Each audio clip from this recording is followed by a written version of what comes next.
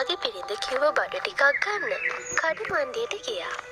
හඳුනා බඩු ටිකක් අරන් ගමේ පොඩි රස්තියාදුවකුත් ගහලා ගෙදර යන්න පිටත් වුණා. ඒ යන අතරමඟදී පාරේ ගිය වාහනයකින් පොඩි පැකට් එකක් බිමට වැටුණා. මේ මොකද්ද පුලේ මේ? මේකේ ගහලා තියෙන නම් සබන් කුඩු කියලා නේද? ඉතින් නිකන් හම්බුනේකේ තත් ගනින්නේ මොකටද කියලා හිතපු හඳුනා සබන් කුඩු පැකට් එකක් අරන් ගෙදර ගියා.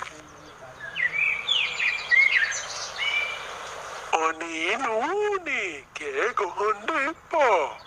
මං නෝනෙට සබන් කුඩු පැකට් එකකුත් ගෙනාවා. සබන් වලින් දෙදි හොදලා මගේ මැණිකගේ අත් දෙකක් රිදෙනවනේ. අනේ ඒක ගන්න සල්ලි කොහෙන්ද ඔහෙට? මං ගේන්න කිව්ව බඩු ටික ගෙනාවේ නැද්ද ඔහෙ? නෑ නෝනේ. නෝනේ කිව්ව බඩු ටික සේරම ගෙනාවා. ඒ බඩු ටික අරන් ඉතුරු සල්ලි වලුනේ මේක ගෙනාවේ. ඉතින් හඳුන තමන්ට ලකුණක් දාගන්න හිතන් තමන්ගේ නෝනට සබන් කුඩු පැකට් එක ලැබුණ විදිහවත් කිව්වේ නෑ උන්න. ඉතින් ඊට පස්සේ හඳුනගේ නෝනා ලතා ගිහින් හඳුනා ගෙනාපු අලුත් සබන් කුඩු පැකට් එකෙන් රෙදි ටික හොදන්න පටන් ගත්තා. ඉතින් ඒක පාරටම දෙවියනේ අයියෝ දෙවියනේ මේ මොකද මේ මහත්තයා මේ එන්නක පොඩ්ඩක්. ඇයි නෝනේ කෑ ගහන්නේ? මොකද? සතෙක්වත් ආවද? කෑවද? කො මොන සතෙක්වත් නෙවෙයි මනුස්සයෝ. මේ බලන්නකෝ මේ රෙද්ද. මේ මොකද නෝනේ මේ රත්තරන් පාට වෙලා කෝ බලන්න. ඉතින් හඳුනා ඇඳුම අල්ලලා බැලුවා. නෝනේ මේ තඹ රත්තරන්නේ මේක කොහොමද උනේ දෙවියනේ? තව රෙද්දක් හොදන්න බලන්න. ඉතින් හඳුනයි හඳුනගේ නෝනයි රෙදි එකින් එක සෝදලා බැලුවා. ඒ සේරම රත්තරන් බවට පත් වුණා. අපි දැන් බෝසත් නෝනේ. ඒක තමයි මහත්තයා. ඒ උනාට මහත්තයා හොදන්න තියෙන රෙදි ටික නම් ඉවරයි. ඒකට කමන්නේ නෝනේ. අල්මාරියේ තියෙන රෙදි ටිකක් ගේන්නකෝ. ඉතින් හඳුනයි එයාගේ නෝනයි ගෙදර තියෙන සේරම රෙදි ටික සෝදලා රත්තරන් බවට පත් කරගත්තා. මහත්තයා ගෙදර තිබ්බ රෙදි ටික සේරම ඉවරයිනේ. මොකද දැන් අපි කරන්නේ? ඉන්ටකෝ නෝනේ මම වැඩක් කරන්න. ඉතින් හඳුනා රෑ වෙනකන් ඉඳලා එළියට ගිහින් අහල පහල ගෙවල් වල රෙදි ටික හොරකම් කරන්න පටන් ගත්තා. පහවදා උදේම නෝනේ මම මේ රෙදි ටිකක් ගෙනාවා. කොහින්ද මහත්තයා මෙච්චර රෙදි? ගෙනාව දිහා වැඩක් නෑනේ ඕදී. ඔය ටික හොදන්නකෝ. මහත්තයා තව රෙදි සෝදන කුඩු පැකට් එකක් ගේන්නකෝ. මේක ගෙනාපු කඩෙන්ම මේක ඉවර වෙයි වගේ.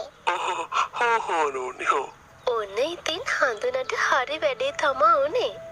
දැන් හොයන්න සිද්ධ වෙනවනේ මේ වගේම සබන් කුඩු පැකට් එකක්. ඉතින් හඳුනා ගෙදරින් පිටත් වුණා. මුදලාලි මේ වගේ සබන් කුඩු පැකට් තියෙනවද? ඔය જાතිය නම් මෙහෙ නෑ. ඉතින් හැම කඩේකට වගේ ගියත් හඳුනට ලැබුණ එකම පිළිතුර උනේ නෑ කියන එක.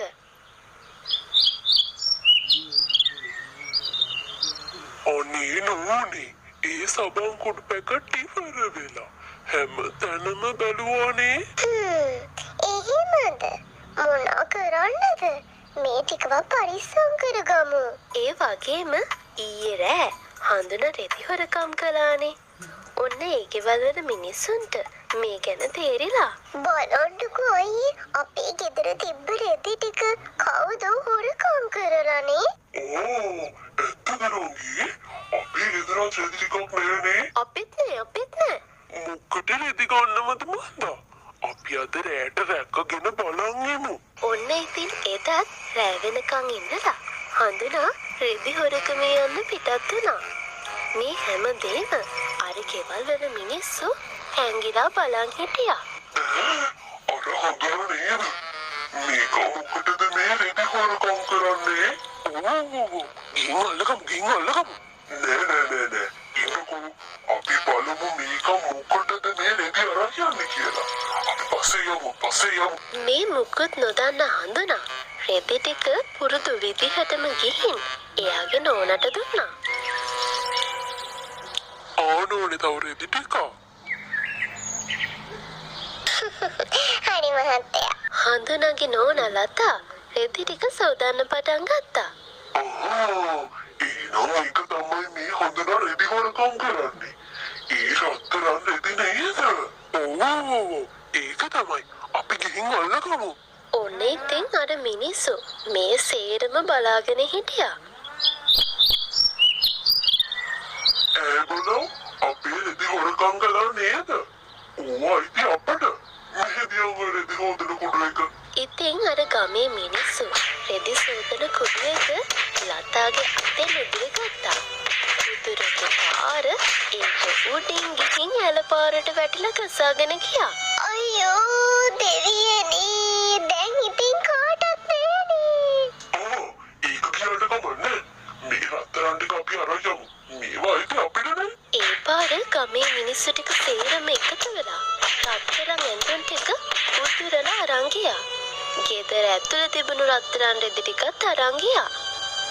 අයියෝ දෙවියනේ අපිට වෙච්ච දෙයක් අයියෝ. අපිට වෙච්ච දෙයක්. හඳුනයි එයාගේ නෝනා ලතයි හොඳටම අඬන්න පටන් ගත්තා. ඉතින් තමන්ට ලැබුණ දෙයින් සෑහීමකටපත් නොවේ වැඩි තණ්හාවට ගිහින් හඳුනටයි ලතාටයි වුණ දේ. තණ්හාය ජායතේ සෝකෝ